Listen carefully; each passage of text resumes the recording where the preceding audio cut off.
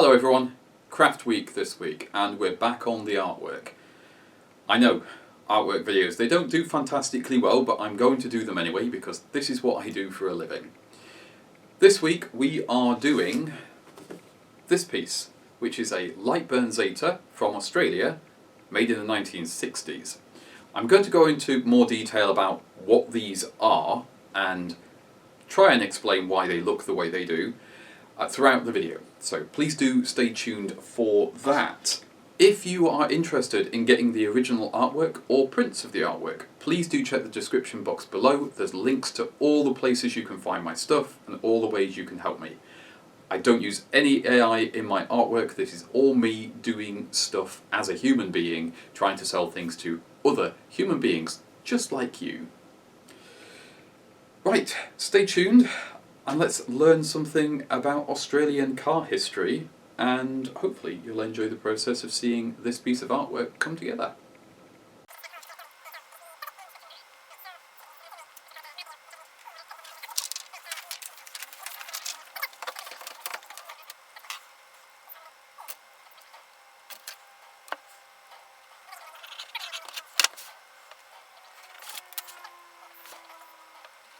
Right, I'm going to try a slightly different format here.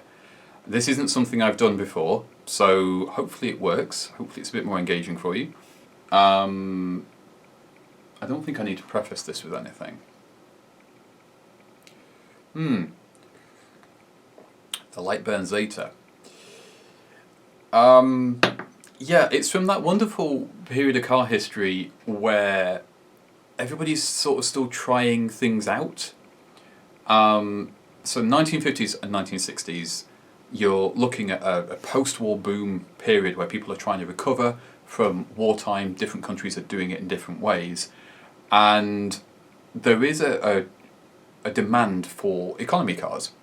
You know, people want something that's cheap and affordable, but they still need to get about. And cars are still quite an expensive thing. So I think this is part of the reason why you see a sort of proliferation of small, sort of two-seater or very small family cars made of things like fiberglass and aluminium, experimental designs, because we're trying to look to the future, we're trying to make things better. So I'm using the information on the National Museum of Australia, because this was the best resource I could find that showed me the full story. And hopefully they've done their fact-checking quite well here. So if you know otherwise, do leave a comment down below. I would love to learn more about this, and sharing information is great. I'm trying to avoid, where possible, any of the AI summaries and that sort of thing, because they're not trustworthy. I want to try and go to sources that are human written and human researched. So anyway, while I'm sketching away in the background here, you can see the picture coming together. It did take me a little bit of time to find some good references of a Lightburn Zeta, because there aren't many of them. So whatever I draw, somebody is going to say, oh, that's that photograph. And it's like, can it? Yeah, because there isn't very much, and it's, you know, I'm in the UK. It's very unlikely I'm going to be able to see one of these in person, so I can only work from photographs for this. Right, so we'll go back to the 1960s, and we're in Australia, and there's a chap called Harold Lightburn, which is where the car gets its name.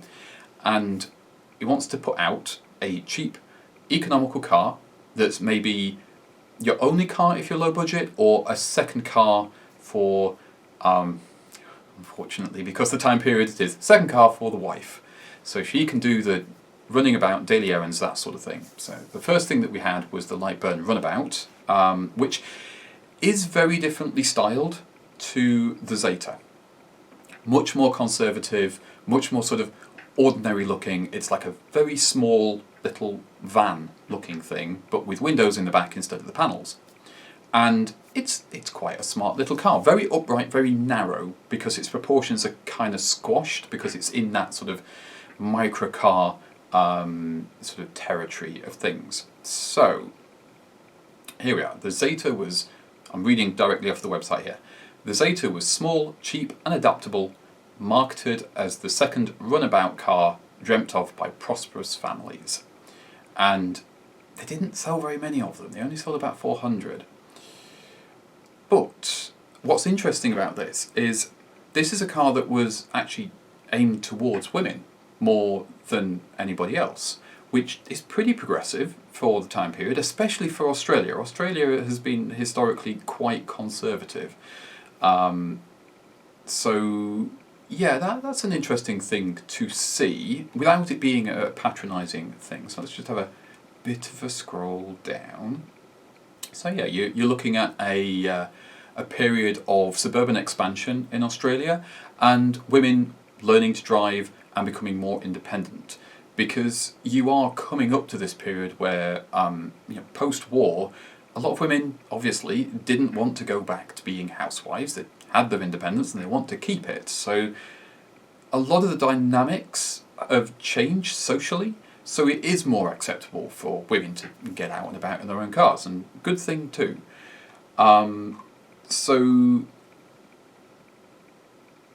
Right. Sorry, I'm just going to read a little bit and then I'll come back to you.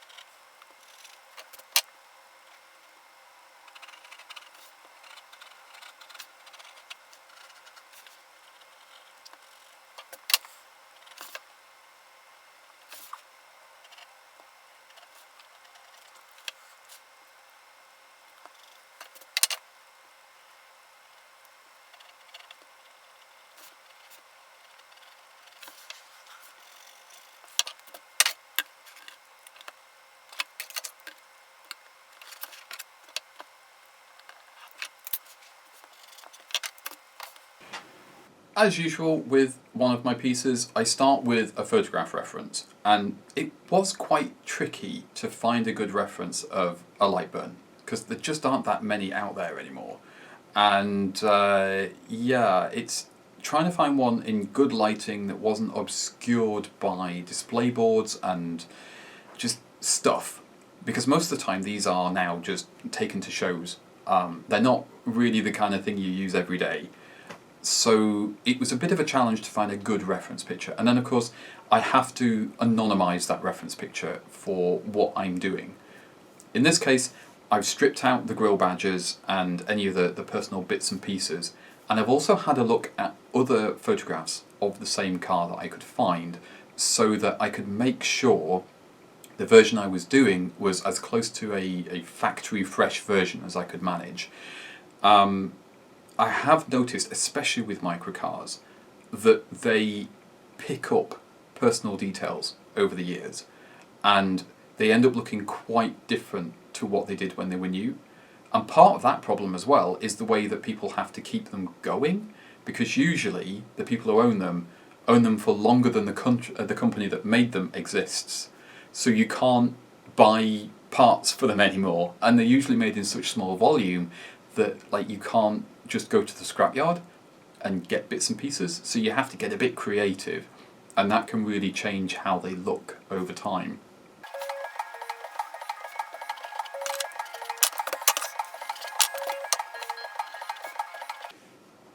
So as I'm sketching along here, I'm just trying to get my head around the styling on this thing.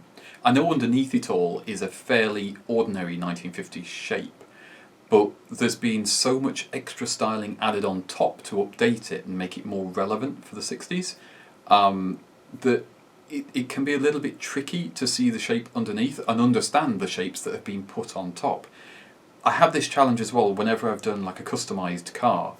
It can be quite difficult for me to understand what I'm looking at, because the photos are very often not that useful. Especially if it's a pale colour, so they get overexposed and it blunts the edges and things. So I'm just watching the video off to my side as I'm talking to you here, but there's very few straight lines in it, and the straight lines that are there don't look quite right. And it's not that they're wrong, it's just that's how this thing is styled. It's crazy. I can see why the reception to these was a little bit, it wasn't exactly warm, because it was bold and exciting and adventurous, and if you were just having a runabout, would you really want to draw that much attention to yourself when you were out and about in it? Personally, yes, I absolutely would. I would love owning one of these things. Back in the 60s, I imagine that would have been hilarious. But yeah, I think for your average buyer, it's a bit much.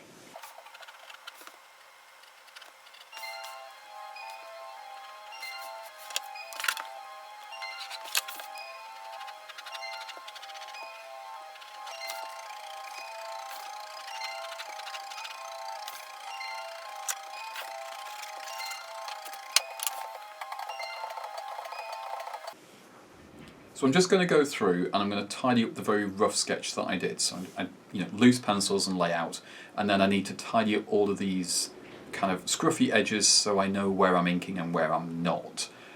Because of how complex a design this vehicle is, it would be very easy for me to mess it up. I mean, in my favour, nobody knows what this is. So even if I draw it wrong, there's very few people that are going to know I've drawn it wrong. And yeah, on the flip side, even if I draw it right, some people are probably going to think I drew it wrong. But that's the risk you take when you draw weird stuff like I do, rather than doing the mainstream things. Yeah, so we'll just go through, we'll just tidy up all these sketch lines and get it looking a little bit crisper, so it's a bit easier for the inking stage.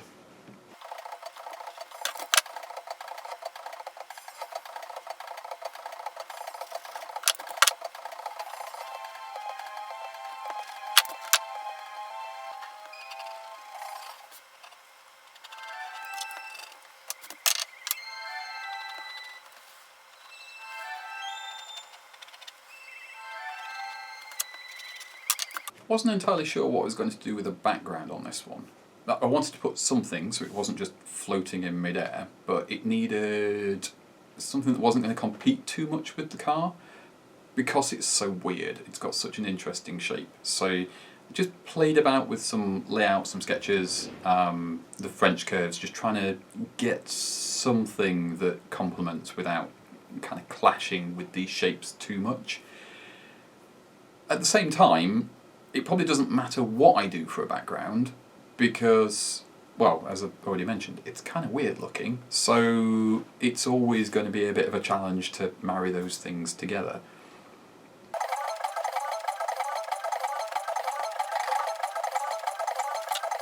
Just French curves as usual, the ruler, just to help me tidy up those lines and get them where I need them to be. It also helps me not wander off too much, because if I'm drawing completely freehand without any tools, sometimes the shapes of headlights and things, the perspective can end up a bit warped as you're working. It's something I don't have as much of a problem with digital, because you can separate all your layers, but when you're doing traditional like this, it can be tricky just to keep everything where you need it to be.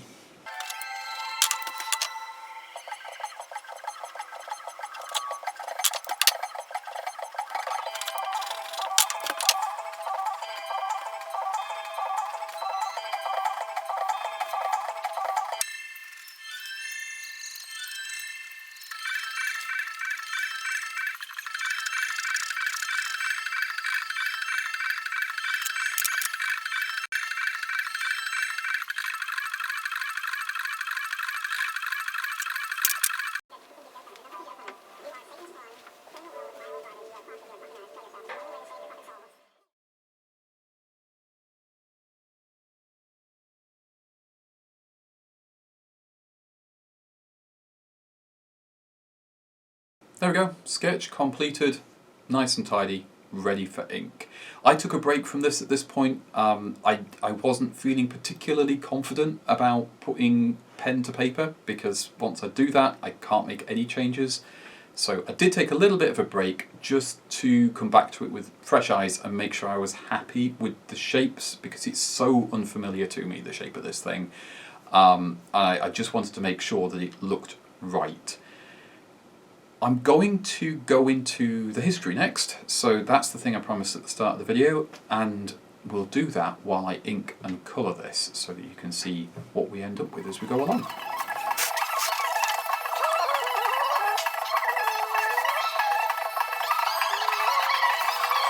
So the Lightburn car gets its name from Harold Lightburn, who's a South Australian engineer, and in the 1950s he's working, I think he's the owner, I'm not sure, it's not clear on the website, of Lightburn Hydraulics Company Limited.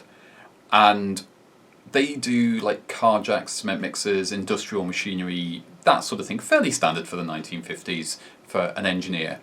But he saw a gap in the market that he wanted to fill, which is that with the expansion of the Australian suburbs, and of course with the changes socially post-World War II, a lot more women are more independent and needing to get out of the house.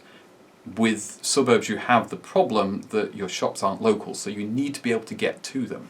But of course cars are still quite expensive, so not every household can have a couple of cars, even if one person doesn't go to work every day.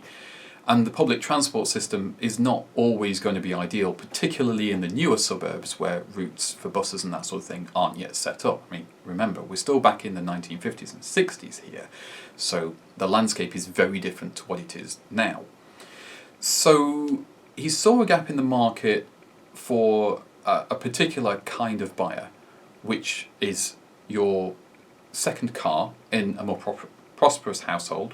It's usually going to be a woman who's doing the driving because she's the one that's usually not going to be at work at this point, and she's going to have all the daily errands that need to be done, getting the kids to school, getting the shopping, looking after the house, and socialising, whatever else she has that is her responsibility. So he needed to find a way to provide a cheap, affordable, attractive vehicle to this market. Unfortunately, he was probably a little bit early with the idea that he'd got. And although I do appreciate that somebody at this time was trying to improve things and trying to be more inclusive, especially in the workplace, not everybody was ready for it. Initially, the Lightburn Zeta, which I've also seen called the Runabout, was a much more conservative design. It didn't have the fins on the roof and the sticky out headlights. It was much more sort of ordinary, smart little car that just looked like a shrunk down version of a bigger car. So that would have been very, very practical. 2 seats in the front, bench seat in the back, and a little bit of luggage space. Seats are easy to remove, so you can get things like a pram in there a little bit easier. Nice low loading bay, that practical features. Actually, I've said that about loading bay. I don't actually know for definite. Just have a scroll and have a look, see if there's a picture of the back. Okay, I was wrong about that. It doesn't have a low loading bay. It's quite high up, but okay. Slight shortcoming there. Anyway, the whole goal was make the car as cheaply as possible with as many useful features as possible, and hopefully people would see the appeal of this and buy loads of them, and this would be great for social mobility. And they sold about 400, which is a big shame, but not that surprising. There are other companies in this time period that experimented with these kind of cars, and it was quite often a similar outcome. If you look up microcars and try and count how many different companies there are, there is so many of them. There's absolutely loads. France and Germany and the UK, Australia, there's just tons of them. Where else? There's other places as well, I can't think off the top of my head. But anyway, so what was it that made the Lightburn special compared to your regular cars? Well, it was what it was made of. Like a lot of these small cars in the period, it was made of fiberglass. And it was like a one-piece body, which meant it's very lightweight, it doesn't rust. It's actually going to put up with a few knocks and bumps as well, because there is a little bit of give with fiberglass. Not a huge amount, but a bit. So that's kind of handy. Of course, at this period of time, crash safety and that sort of thing doesn't really come into it very much, but it does mean you can have a smaller engine, you can have simpler mechanical components on it because it's smaller and it's lighter, and that should help keep the costs down. So obviously they did sell a few. and they were liked by people who had them. They were ideal for things like a school run and short local trips, but not really great for longer distances, not really suitable for a family. So if you were on a budget and you were trying to find a budget car, it's not really going to meet all your needs. It's really just a runabout.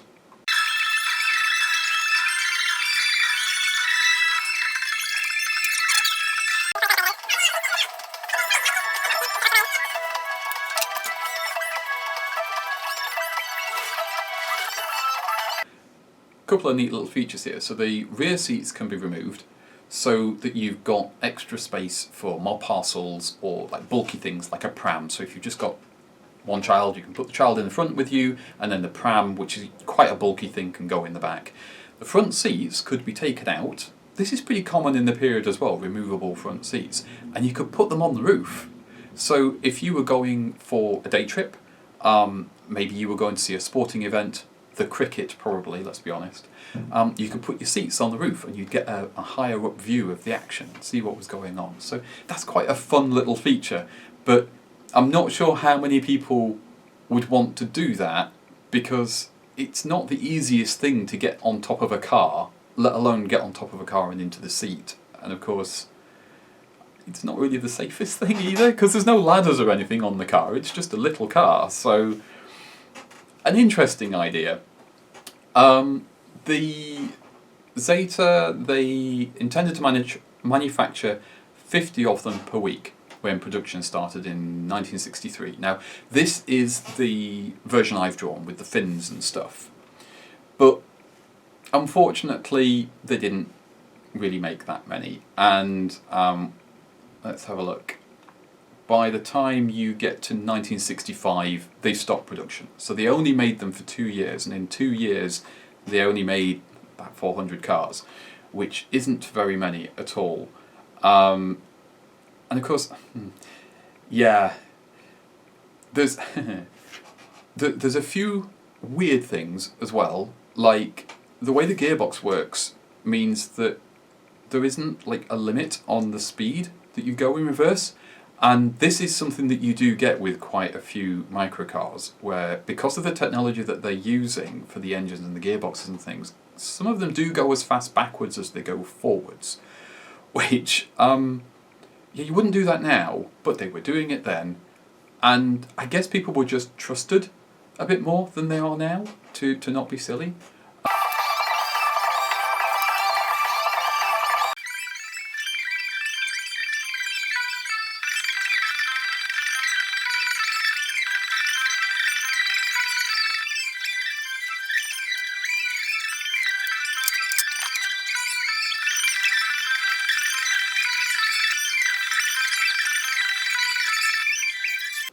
But because one of the biggest problems the Zeta was going to face is the Mini. The Austin Mini, which was incredibly popular, and of course exported in large numbers to Australia. There's still loads of them about, because at this point Australia was still part of the British Commonwealth, so obviously the UK, and I think it would have been British Motor Corporation at the time, would have been exporting their cars to Australia. So I don't know how much the Zeta cost when it was new. I don't know how that compares to the Mini.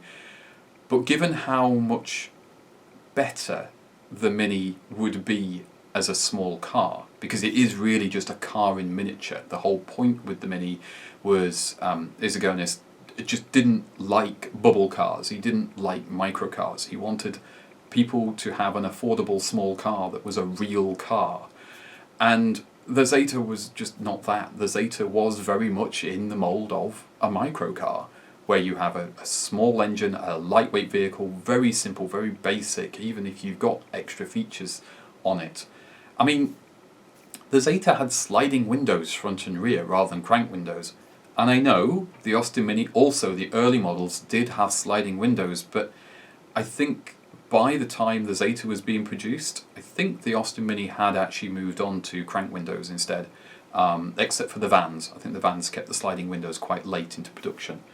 So the Zeta, if it had come out earlier, then it might have done well in the interwar years. But by the time you get into the 1960s, the landscape has changed and the competition is much, much stiffer for these little cars.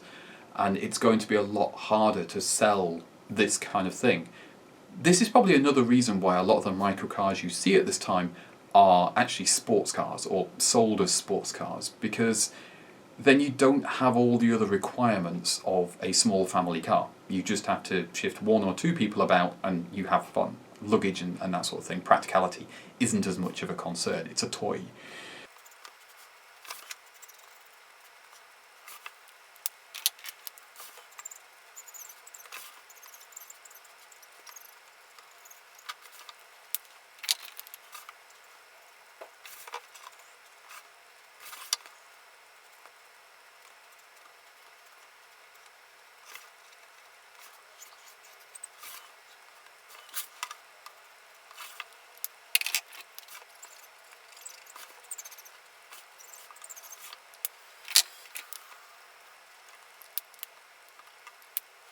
So, bit of a sad end for the Zeta, really. But I'm really, really glad that Harold Lightburn took a risk and made this thing. And it's bizarre. It is a weird-looking car, as so many things from the 1950s towards the end and the 1960s were.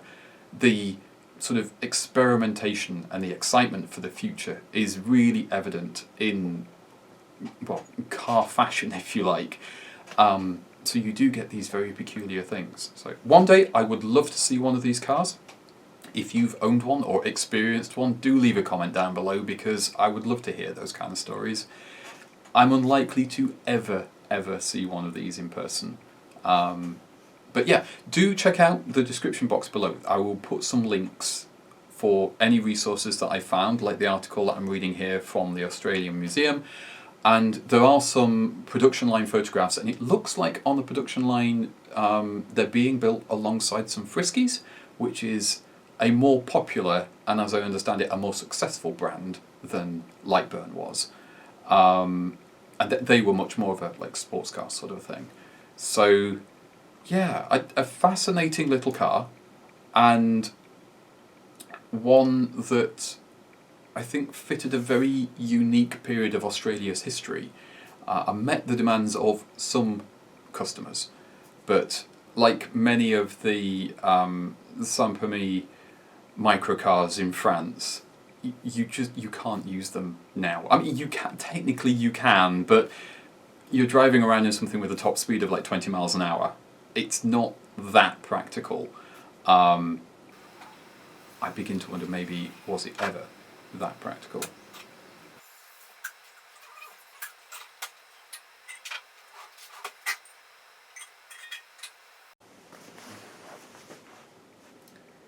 There you go. One Lightburn Zeta artwork and a little bit of a sort of condensed history lesson there, so you get to see the process. There's links in the box below where you can find all the ways to support me. And by the time this video goes out, this will be in the shop, and it will also be on the print shop as well. So if you don't want the original, but you would still like a version of it, the print shop is the place to go. Patrons, thank you very much for your support. As always, you get to see these videos early without any adverts. So if you're interested in signing up and you're not a patron yet, please go and have a look. I've tried to keep it as affordable as possible, and it is the best way to support me because it gives me some reliable income every month, which, yeah, it's not the best job for that. Right, next week will be a car video, and videos go out Tuesdays at 3 PM, so please do subscribe so you don't miss out on any future videos, and leave a comment down below. Interaction is fantastic. And I will see you in the next one, I hope. Bye for now.